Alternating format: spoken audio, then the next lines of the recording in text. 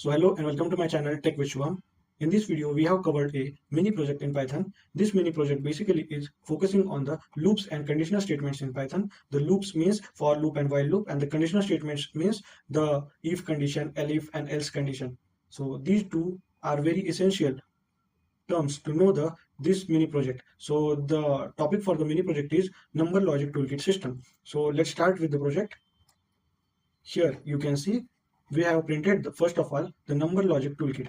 What I would do is I would just run this project first of all and show you how the output comes, and then we would get the idea of what kind of output we want from the project and how we must develop the logic for building such kind of project. Let's run the program.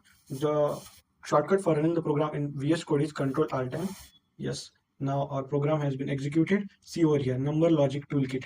The headline: look for operations to perform. Here the list of operations has been given to us, in which we need to choose one operation that we need to perform. The operation list is even odd number, means we can find out the number is even or odd, count digits in a number, then reversing the number, then palindrome number, prime number, Armstrong number, sum and product of digits, last digit of a number, first digit of a number, perfect number, strong number, spy number, prime number in range, Armstrong number in range, factorial of a number, factors of number, GCD, that is HCF, highest common factor, and LCM. This GCD and LCM, these are the one of the challenging questions we can say. Then Armstrong in range, prime in range, these are also tough challenging questions. Now let's move on to the output. So look for operations to perform. So let's take an easy operation. What kind of operation? We would take like reversing number. So here enter the operation number. Reversing number, the operation number is 3. We would enter here 3. So now it is asking to enter the number. So the output will be reversing the number. So I would just give a bigger number like 1, 2, 3, 4, 5, 6. Let's enter and then oversee 6, 5, 4, 3, 2, 1. It has reversed the number completely and our program runs perfectly. So after that, what is it asking? Enter review. This enter review statement I have just wrote for, means while explaining the project I will tell you why I have entered this enter review. So in this thing you can enter anything like 1, A, B, C, D, any kind of input it is going to accept. It is just for letting us know the output over here and not going to print the project or take the project onto the next step without seeing the output. That's why I have my own, means knowingly I have added this line of code. It would just enable the user to look for the output, get verified, and then move forward. So you can enter anything like 5, you can Z, anything you can enter over. I will just enter, click. So after that it again goes into the loop. This program goes into loop unless and until we press 19. 19 is for exit from getting out of this loop.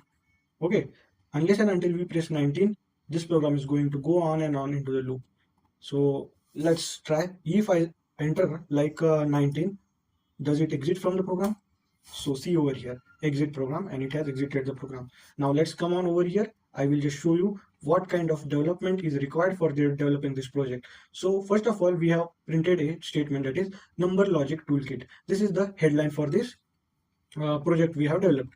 Now here x is equals to 1 and while x is not equals to 19. So 19, you need to look for this 19. What is this 19 used in our program? 19, this is used for exit statement. Okay, 19 in our program is used for exit. So if we press exit, that is if we press 19, our program will get exit from the loop. So unless and until 19 has been entered, this program is in the while loop. So while x is not equals to 19, run this program continuously. This kind of condition it is. So that's why this while is x is not equals to 19 is been given, so that this program needs to be run continuously in the while loop. And x is equals to 1. This is just for the initialization.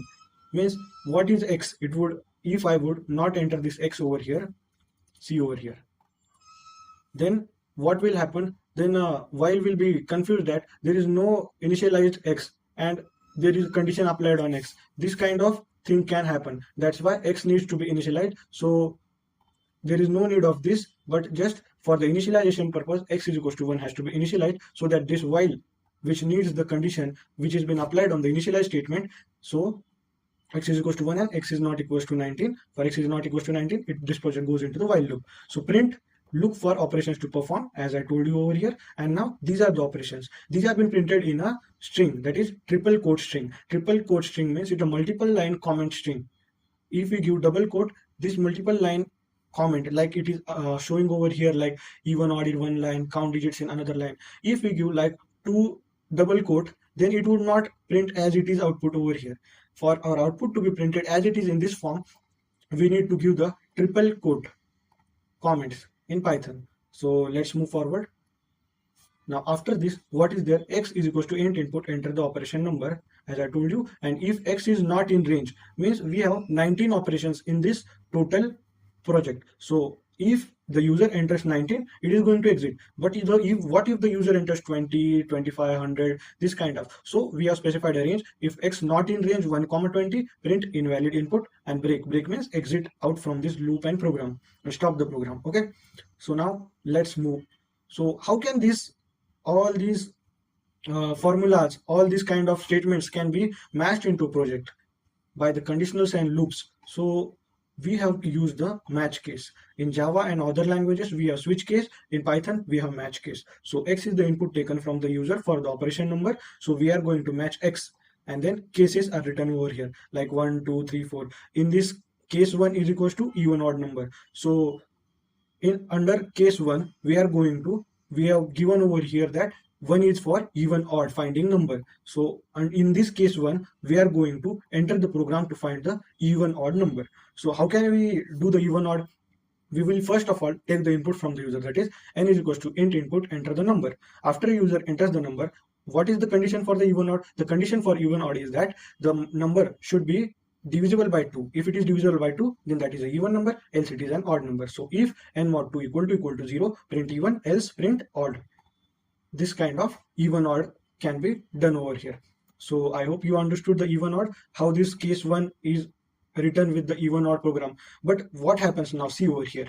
After this program declares, after the user gives an input like 5 or 7, then the loop, if loop and else loop runs, and then the output gets, and it shows like the number is even or odd. After that, what happens? Here, see this line, r is equals to int input, enter review. As I told you, here we can write anything in this review. So if I don't write this review statement over here, then what will happen? I will just show you. I will just comment this thing and show you in practical what happens. So to comment in Python, we use hash. So let's run the program once again, Control Alt N. So enter the operation to be performed here. So what operation? We are going to use the even odd. So I will just write over here. Now it is asking the user to enter the number. I will enter like 9. See over here, what happened? I entered 9. Then it showed that it is an odd number, but it did not stop over here, or it did not allow the user to see the output. It just went on further and looked for operations to perform and printed all this kind of 18-20 line of code further our output. So before the user sees the output, he gets to see a lot of text being printed ahead of the output, and the user might panic, what kind of this thing is there. So to get the output clarity, this line of code, that is r is equals to input, enter review, this line will allow the user to stop, check the answer properly, and then if he wish to move forward, he can press any key and enter forward, and the program will again go into loop. Now let's see if I run this program once again, how it would look. I ran this program once again. Now again even odd only. This is 1, enter number, I'll enter like 11. So see over here, it is showing odd, and it is not printing the further statement. It is stopping over here, and it is asking the user, when you are ready, write something input so that we can move forward. Like I enter anything. Now again the loop started, and it is asking me to perform another operation. So let's move forward, look for another operation. This is case 2. What is count digits in a number? So how to count the digits in a number? Taking input from the user, initializing count equals to 0 while the number is greater than 0, entering the loop of while the number is greater than 0, number double divide equals to 10. Means the division, means double divide is used for the integer only division, not the factorials like dot, like 2.5. This kind of, it would not take, like 5 divided by 2. What is the output? It is 2.5. So this 0.5 would not be entertained in this. It will only take the integer value, that is 2. That is how, if 153 divided by 10 it would not take 15.3, it would take only 15. The 0.3 is cut down, means it will remain only 15. So this is the integer only division. So n double divided equals to 10 and count plus equals to 1, means the number that is 153 is greater than 0, then one number reduced, that is 15 remains, 3 is cut down and counted 1. Then again go into loop. What is the remaining? 15 is greater than 0, then between 15 5 is cut down, 1 remains, and here 1 is counted, that is 1 plus 1 2. Now it will go over here, 1 remains, 1 is greater than 0, 1 also cut down, now counted 1, that is 3 is the current count, it goes over here, there is no digit remains, so number is not greater than 0, and hence the while loop gets exited, and our count, which is right now is 3, so the count of the number is been printed over here. So if I get you like okay, let's see this also running the program. Enter the operation, that is operation number 2, enter the number, like counting the number digits in the number. So I will like 5-digit number, so see over here 5-digit number. Let's move on to another operation. Our third operation is reversing a number. So reversing a number, take an input from the user, initialize reverse equals to 0, while the number is greater than 0, remainder equals to n mod 10. In this reversing string, what we need to do is from the particular number, we need to cut down one number each time. So how can we cut down one number each time? We need to know the number, then divide that number by 10. Then what is the remaining part in that number is the remainder, or the last number, or the last digit in the particular number, and we need that last digit to become our first digit of the reverse string, and that's why this remainder operation has been performed. Remainder n mod 10, then reverse equals to reverse into 10 plus remainder, and n double divided by equals to 10, and this goes on into loop, and this reverse string is formed over here. I will just, this reverse operation is number 3, our number is 4 5 6 8 9, see over here 9 8 6 5 4, the reverse number is obtained now. Now our fourth operation is palindrome number. So what is a palindrome number? A palindrome number is a number in which the reverse of a number is equals to the original number, means the reverse of a number, that is 1 2 3 4 is equals to the original number. 1 2 3 4 is not a the reverse will be 4 3 2 1, it will be different. So reverse of a number equals the number that is 1 to 1, the reverse is also 1 to 1, so this is a palindrome number. So this is a program. In this, the reverse operation is only performed, only the final case is checked, that if reverse equals to the original number, and if it is so, then it is a palindrome number, else it is not a palindrome number. So like if I run this over here, operation number 4, and then the reverse number is 1 2 3 2 1, 1 2 3 2 1, it is the same number, so it is a palindrome number. So I would take another input, like I would take 1 2 5 6, output is 6 5 2 1, it is not a palindrome number. Okay, in this way the palindrome operation works. Now our fifth operation is prime number. So what is a prime number? Take an input from the user, count equals to 0 for I in range 2 n, if n mod I equal to 0, count plus equals to 1. So what is this? A prime number is basically the number of divisors of a particular number are not more than 2. There are only 2 divisors, that is the 1 and the number itself, these 2 divisors. Except these 2 divisors, if there are any other factors of the number except 1 and the number itself, then that is not a prime number. And if there are no other factors except the number 1 and the number itself, then it is a prime number. So for I in range 2 n, what we have done is we have not taken n, we are starting the loop from 2 and we are ending the loop at n. So ending the loop at n means our last element will be n minus 1. So range operation function is that the extreme element, that is n element, then the calculation will be done till n minus 1 element only. So the first element as well as the last element, or the number itself, both are being excluded from this program. So if n mod I equal to 0, count plus equals to 1. And if count equal to 0, print prime number, as the number 1 and the number itself are not included in this calculation. So if the number of factors count remains to be 0, then it is a prime number, else it is not a prime number. I will not just run every time this program. You need to I will just explain these cases. You can see this program and run by yourself.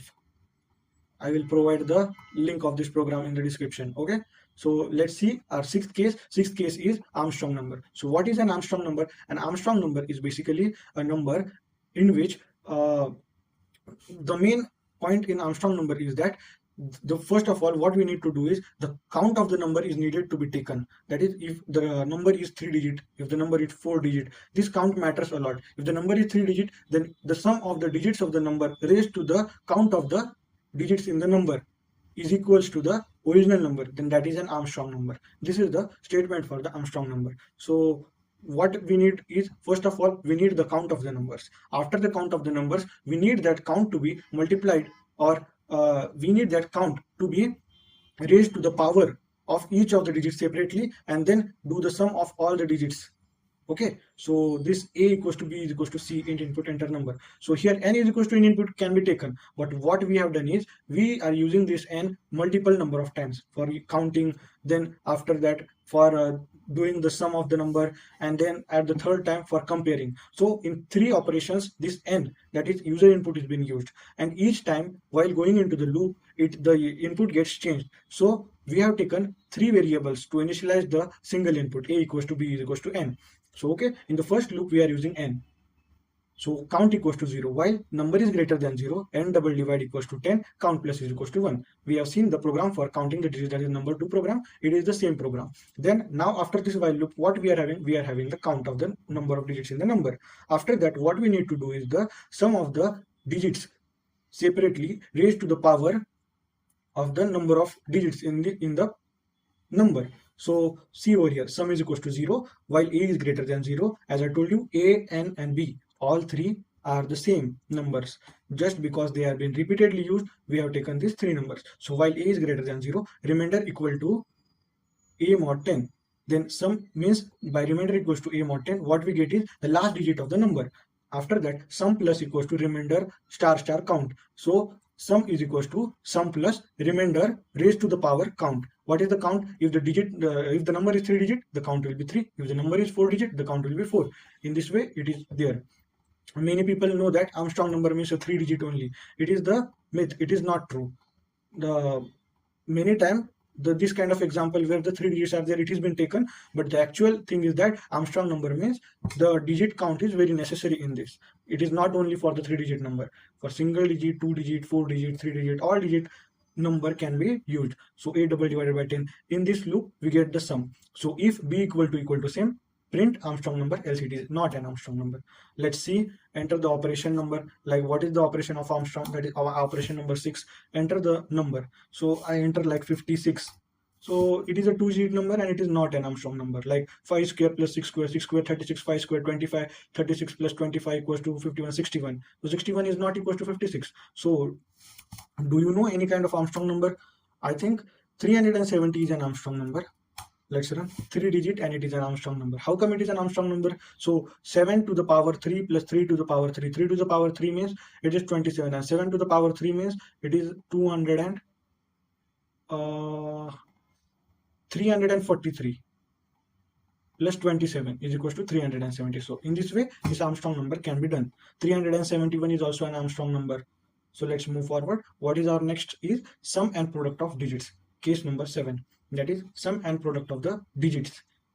Input has been taken, sum is equals to 0, product is equals to 1. These are been initialized. Then going into the while loop, while number is greater than 0, then remainder equals to n mod 10. Each time the last digit from the number is been extracted, and this is how sum plus equals to remainder and product multiply equals to remainder, and n double divide equal to 10. Each time we are taking the last digit from the number, then reducing the number to less by 1 digit, then again taking the last digit, again reducing the number by 1 digit. In this way, we are going to perform the while loop. So print sum and print product. Over here, sum of the digits of the number and product of the digits of the number is been taken over here. It is simple comparatively to other operations. Now 8th one, that is last digit of a number. We need to print the last digit of a number. So how can we do that? Taking the input from the user, remainder equals to n mod 10. Print remainder is last digit of number. R is equals to input, enter review. So did you get it? How is this? So input from the user, remainder is equals to n mod 10, print remainder. It is very simple. Let's see over here. Operation number 8. So enter the number like 7896. So 6 is the last digit of the number. Did you get it? What we are doing in this program? We are taking the program and we are just dividing the program by 10, and then what the remainder comes? The remainder comes out to be the last number. That is, if the number is like 1 2 3 4 5 digit, and if you divide this by 10, then what will become 1 2 3 4.5. This 5 is the remainder, and we get that it is the last digit of the number. It is a very simple program. Then case number 9. What is case number 9? First digit of a number. Now it is opposite, not the first digit but the last digit. Last digit is far harder than the first last digit. First digit is more harder than the last digit. For the last digit, we just needed to perform one operation and we got our output. So in this case, let's see.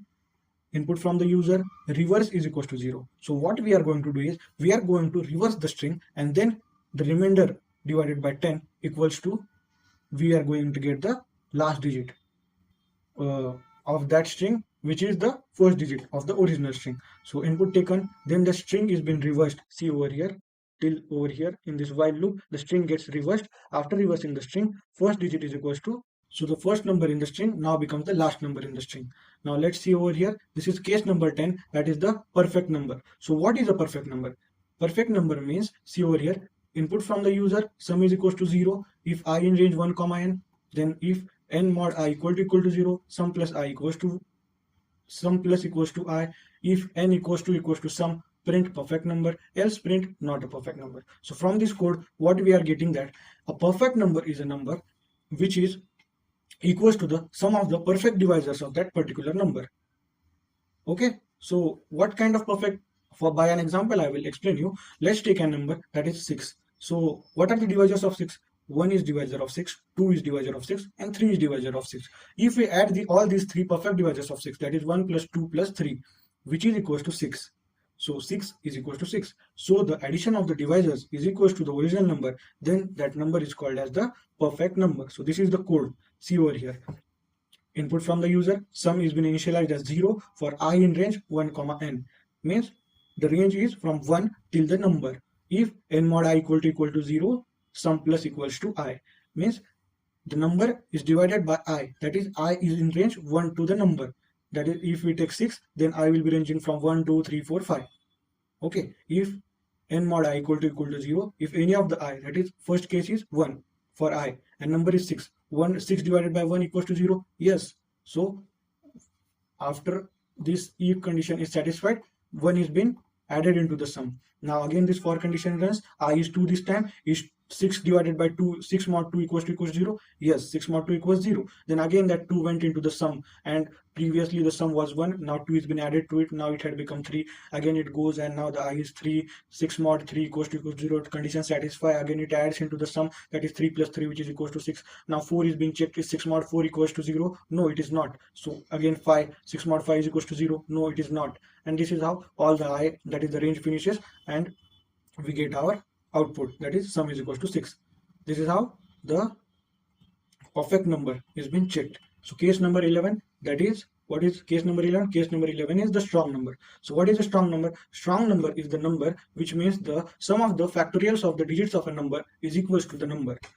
Did you get it? If the number is like 153, then sum of the factorials of the digits of the number is equals to the number. Means 1 factorial plus 5 factorial plus 3 factorial. If that value comes out to be the original number, that is 153, then it is a strong number. This is the definition for strong number. Let's see the program. A equals to n is equals to n input. Again, why a is equals to n? Both are the values same over here. So because n is being used in this loop, and it needed to be used again after this loop, so that's why two values for the same has been taken over here. For this condition also you can use the temp function, using which you can just keep the values of, not used to take this a and b, these kind of multiple values of variables need not to be taken if you use the n is equals to temp, this kind of thing. I have taken that also in the further question. I will explain that to you also. So for basic understanding initialize step, we are going to understand that a is equals to n is equals to n input.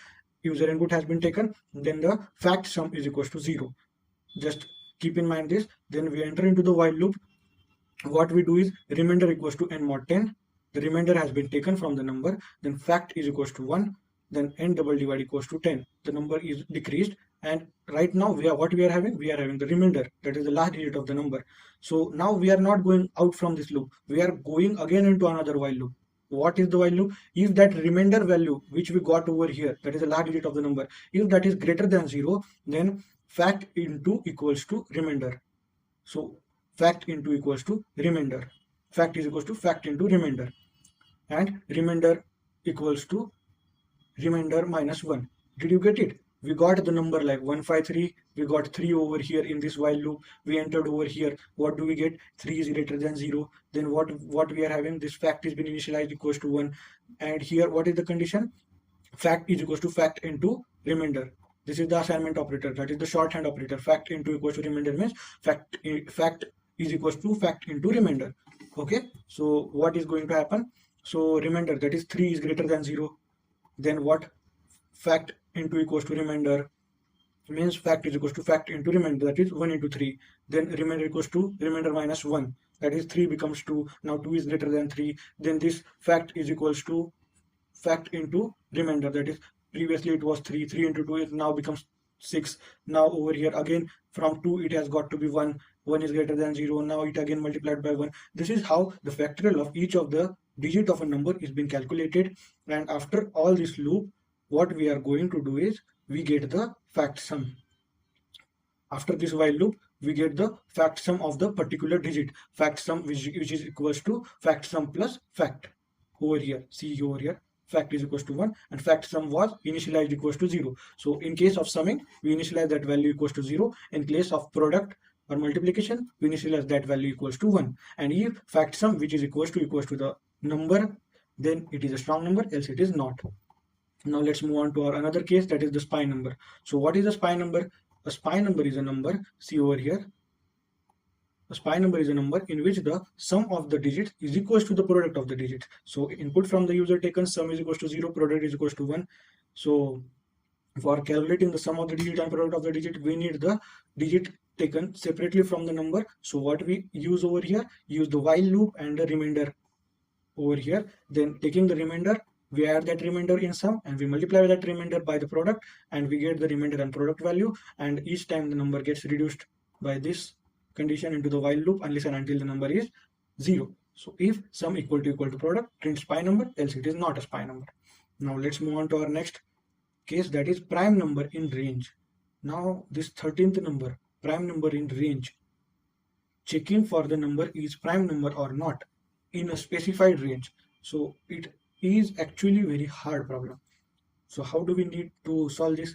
We take the start number from the user, we take the end number from the user. So this is the problem statement, that we need to find the prime number in the particular range of a number. So start number and end number have been taken from the user.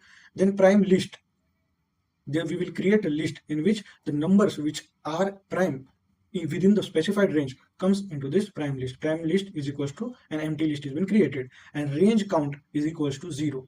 Means the number of prime numbers there that are present in the particular range that are initialized as 0. Okay, so for n in range, start comma end, count equals to 0. For I in range, 2 comma n, if n mod I equal to 0, count plus equals to 1. If count equal to 0, then prime list dot append n, range count plus equals to 1. So how is this happening? So firstly, we need to know that what is a prime number. Prime number has only two factors, that is 1 and the number itself. So excluding these two factors, there should not be any another factor of a prime number. This is the basic initial condition for any prime number to be there. So let's see over here. See to this for loop. For n in range, start comma end. This n is the number, that is the actual number on which we are going to work on. Count equals to 0. For I in range, 2 comma n. What is this I? This I, we are going to use this I to check the factorial of a number. That is, I will be incrementing each time for the particular number. Like if the range is from 11 to 21, so our first number will be, for after this for loop will be 11, and I will be start from 2 and end at number is 11. So 11 mod 2, then 11 mod 3, then 11 mod 4. These kind of operations are performed because of this for loop. And for I in range 2 comma n, so it will start from 2, that is 1 is been excluded, and end at n. N means n minus 1th operation will be calculated, nth will be not included. So prime count, number of count for the total factorials must be 0 for the number to be prime number. If n mod I equal to 0, count plus is equals to 1. So if we found any of the factorials of the particular number, then we increase the count by 1. And after exiting this for loop, immediately we are having the if condition that if count equal to 0 for that particular number, see over here, this number loop we entered, then that for that one number which are checking multiple conditions, that is 2, 3, 4, 5 till the number, and if the count is equals to 0, then only enter over here and prime list dot append n.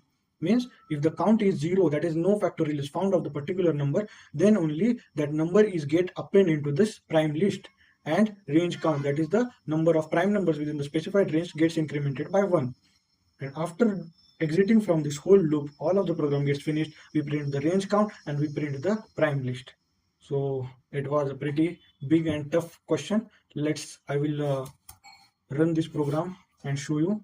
So what is the prime number in range? That is the 13 number operation. I will just enter 13 over here. So start number, what we are going to start, we will start at 11, and what will be the end number, we will end at 25, let's say. So over here, see, we got 5 prime numbers within this range. And what are the 5 prime numbers? 11, 13, 17, 19 and 23. These are the 5 prime numbers within this specified prime number range. So our operation works very perfectly.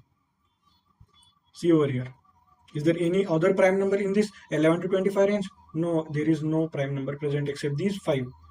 So let's move on to another program, and that is the 14th program, that is Armstrong number in a range. Armstrong number. Now listen to this. As it was prime number, it was also tough. Now Armstrong number, it is also very tough.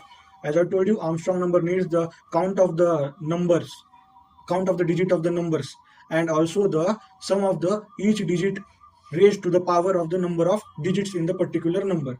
So what do we need for this Armstrong number in range? We need the enter start number, E equals to enter the end number. This is for getting the range from the user. That is the within the specified range we are going to find for the Armstrong number is available or not. So start and end are been taken from the user. Now arm list, that is Armstrong number list, is equals to empty, is been initialized over here, and Armstrong count is equals to 0. For n in range, start comma end plus 1. So what happens, in some cases the end operation is taken, or in some cases the end operation is excluded, but in most cases the end operation needs to be taken. So for the range function in Python, if we define s comma e, then e is not taken, e minus 1 is taken. That's why we are increasing this e is equals to e plus 1. So for n in range, s comma e plus 1. If n is less than 0, then continue. Means for negative values, we are not going to go into the loop. We are just going to skip that particular value and move forward. Temp is equals to n. So what I told you, that a is equals to b is equals to n, these kind of multiple values we were using, because after going into the program, after going in the particular different 2-3 kind of loops, that is while loop, for loop, we are using a one time, b one time, n one time. So that kind of thing need not to be done. It makes the program, for the beginners it feels easy, but it makes the program messy and bigger in size with multiple variable values to be remembered. So what we use is temp is equals to n. Each time after performing any operation, we are going to initialize the value with the initial value. Okay, temp is equals to n, count is equals to 0. While temp is greater than 0, temp double divide equals to 10, count plus is equals to 1. This is for counting the number of digits within the number. After we count the digits in the number, after this while loop, what we are doing, temp is equals to n. This value over here in this while loop gets changed. Okay, but what we need to do is, we need to make that value again as it was previous. So temp is equals to n is done over here. So after that, we got the count of the number of digits in the number. Now sum is equals to 0. We need the sum of the digits raised to the power number of digits present in the number. So sum is been initialized equals to 0. Now here this while loop we are entering, temp is greater than 0, remainder equals to temp mod 10, sum plus equals to remainder star count, and temp double divide equals to 10. This is the Armstrong number code that we were just seen previously, and then temp is equals to n. Again the value of temp is initialized, as in this while loop the value gets changes. So that's why the temp value is again made as it was the initial value. And now finally checking if it is a Armstrong number or not. If number equal to sum, arm count plus equals to 1, arm list dot append n. And if we found that the particular number is an Armstrong number, then only we count that number for 1 and we append that number into the Armstrong list. Okay, and after all this we print the Armstrong count and Armstrong list. Now this is a good program, so we are going to run this program and see what is this. This is the program number 14, so I will just enter 14. So start number, what kind of range do we want? I want the range like we will take start number is 30 and end number, let's take 1000 as the end number. So we got 4 Armstrong number within this range, and those are 153, 370, 371, 407. So for checking, like for confirmation, we will also check 153. How can we confirm this is an Armstrong? Each number raised to the power of the number of digits present in the number. When sum is done, then that value is equal to the number. So 153. There are 3 digits, so power 3 will be taken. So 1 power 3 is 1, 5 power 3 is 125, 3 power 3 is 27. So 27 plus 125 plus 1. So it becomes 153. So it is a perfect Armstrong number. For 370, 7 cube is 343, 3 cube is 27, 343 plus 27 is 370. Again, it is the Armstrong number. So our program is working perfectly. Now let's move on to another code, that is 15 number code, that is factorial of a number. So we have been taken the factorial of a number in the previous code. Still, let's see the program. N is equals to int input, a is equals to n, fact value is equals to 1, while number is greater than 0, fact value multiply equals to n, reduce the value by 1 each time and print the factorial value. It is a very simple program. Each time we take the number, multiply the number by the factorial value and reduce the number by 1 unless and until the number becomes 0. And that is how we are going to get the factorial value. The 16th program, that is factors of a number. Factors of a number means 6 factors are 1, 2 and 3. These are the factors of 6. So how can we get the factors of a number? So input from the user for the number that needs to be found out the factors of. Then the factors list, that is an empty list, is been created over here. Then count equals to 0. We will also count the number of factors the number has. So count equals to 0 for I in range 1, n, if n mod I equal to 0. If n mod I equal to 0, then factors list dot append I count plus equals to 1, and it goes to the list and counts the value by 1 if the number is a factor. So print count and print factor list. We will just run this program also. So let's run the program, this factors of a number. Let's enter the operation number. Operation numbers for factors of a number is 16th factor, 16th operation, that is 16th operation. Enter the number. What number factors we want? Like 156. There are 11 factors of 156. That is 1, 2, 3, 4, 6, 12, 13, 26, 39, 52, 78. So factors of a number are found out. See, after seeing this kind of programs and working the output of these programs, we feel that yes, we are actually doing programming kind of thing. Okay, if we do it by manually, then also it takes a lot of time to do these kind of things, and doing the code for such kind of operations and performing the values, it feels good. Okay, so start coding, enjoy coding. So if you are not understanding any of the concepts in this lecture, then definitely you are lacking the logical factor. So I have made some logic building series in this channel only. Go and look for that logic building series. 100% it will benefit you. So let's see the 17th number operation, that is the HCF, that is highest common factor. So what is HCF? HCF means the highest common factor. We take two numbers, then we find the factors of the two numbers, then we find the common factors of the two numbers, then of that common factors we choose the highest common factor, and that is the HCF, that is highest common factor. So how do we do this complex process into a code? Let's see, break this down into simpler steps. That is, the first step is taking the two numbers as an input from the user. What are the two numbers? Number 1 and number 2. These are the two inputs taken from the user. Okay, so factorial list 1 and factorial list 2. For the two numbers, we are going to create two separate lists, that is number 1 list and number 2 factors list. So what happens? We need the smaller number and the bigger number to be very specific in case of factorial. As for let's see, like we are looking for the factorial of 18 and 6. So what is the HCF of 18 and 6? HCF of 18 and 6 is 6 itself, but 6 is the number, as 6 3s are 18. So we need to know very clearly that which number is bigger and which number is smaller in case of factorial. And that is why if number 1 is smaller than number 2, we are initializing a equals to n1 and b is equals to n2. And else, if n1 is not greater, if n1 is less than n2, then a is equals to n1, b is equals to n2. Else means if n1 is greater than n2, then a is equals to n2 and b is equals to n1. So in any case, we are taking the b as the greater number and a as the smaller number. This is how we initialize or we categorize the number as smaller or bigger number. So a is equals to smaller number, b is equals to greater number is initialized by these if-else loops. So the user may input anyhow, smaller number first, bigger number first, anyhow, no problem. We are sorting that smaller number is a and bigger number is b. After that, what we do for I in range 1 comma a plus 1, and a is the smaller number and b is the bigger number, what we are going to do is find the factors of the smaller number. Okay, if I in range 1 comma a plus 1, why this a plus 1? The range starts from 1 and it ends at a plus 1. A plus 1 means if it was a, then the range would start from 1 and it would end at a. Let's assume a is 6. So it will start from 1 and it will end at 5, not 6, because range function excludes the last or the end term. But for the smaller number, we need that smaller number as 6 and 18. 6 is the factor of 18.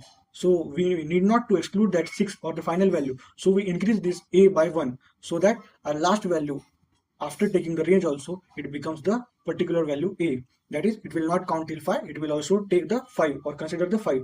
Then if a mod I equal to 0, factors list 1 dot append.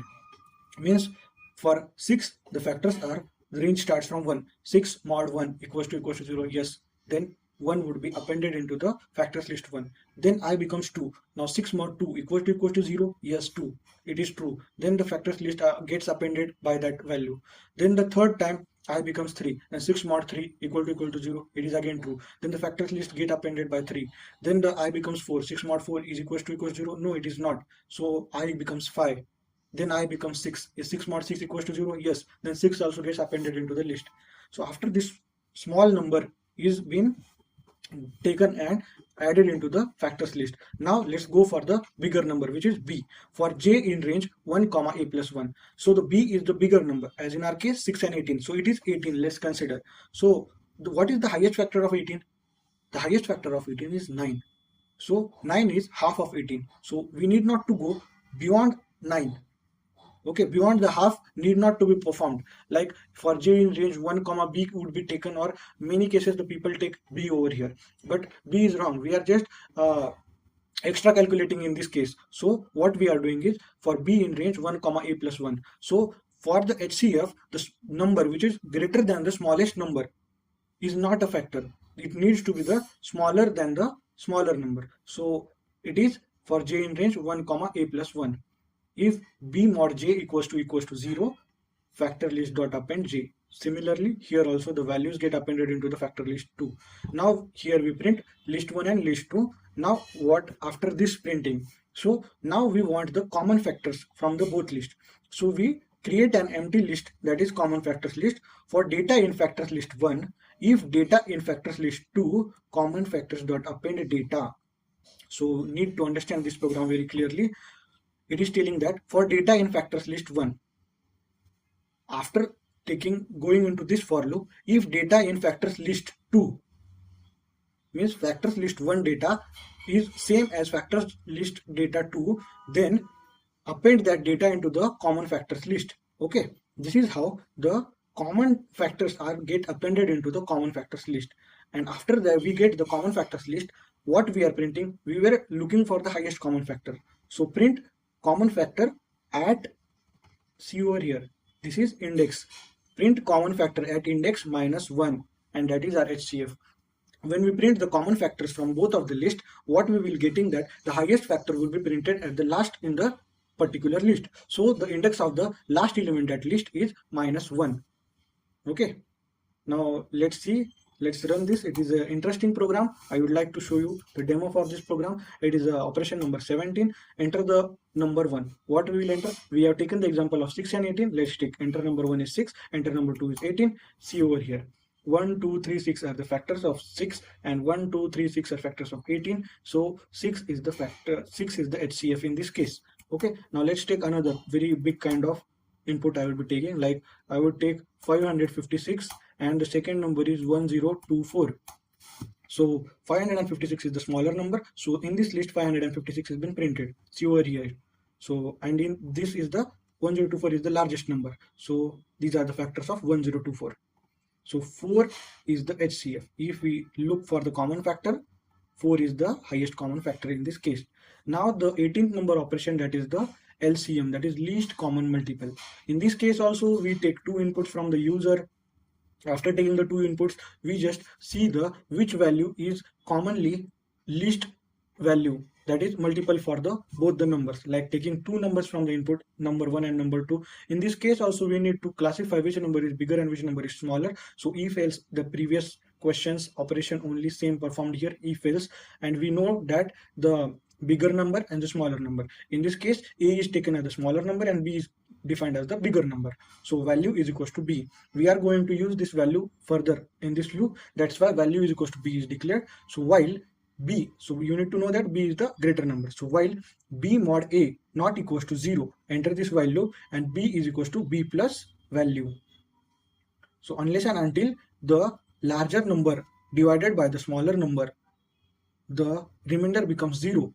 Let's increase the larger number and divide by the smaller number continuously. This is the operation. Let's we can take like the number 60 and 8. We can take this also, or let's take the number 60 and 8. Okay, so larger number is 60, smaller number is 8. So B is 60, A is 8. So 60 mod 8, is it equals to 0? No, it is not. So then what we will do? Increase the 60. We will add B into the value, that is 60 plus 60, that is 120. So 120 mod 8, is it equals to 0? Yes, it is equals to 0. Then this while loop stops and we get our B. Okay, it is quite easy as compared to this HCF. Let's run this LCM program, operation number 18. What kind of number one we want? We want the first number to be, let's take 80, and the second number let's take 6. So 240 is the LCM in this case. Okay, 80 first taken, is 80 divisible by 6? No. Then 80 improved, 80 gets increased to 160. 160 is divisible by 6? No. 160, then again 80 added, 240. Is 240 divisible by 6? Yes, it is. And hence we got our LCM. And this is how. And case number 19, the final case to exit this program, that is 19, exit program. So this is how we have done the mini project for the Python programming language, that is Number Logic Toolkit. In this we have using the conditional statement and loops. It is 100% based on these two only. So I hope you guys enjoyed, and if you are lacking any kind of logic formation during this all mini project understanding, then you can go and check out the logic building series on my channel. Thank you. Stay tuned.